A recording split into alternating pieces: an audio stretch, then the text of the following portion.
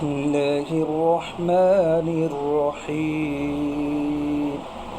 إنا عرضنا الأمانة على السماوات والأرض والجبال فأبين أن يحملنها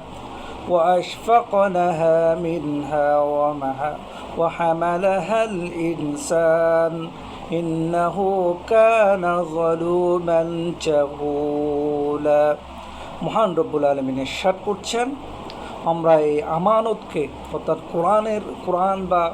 খেলাফত আকাশমণ্ডলী এবং জমিন এমনকি পাহাড় পর্বতের নিকট পেশ করলাম, কিন্তু তারা এর বোঝা বহন করতে রাজি হলো না, বরং তারা ভয় পেয়ে গেল আর মানুষটাকে নিজের গাড়ে তুলে নিল। আসল কথা হলো মানুষ বড়ই জালেম ও মূর্খ।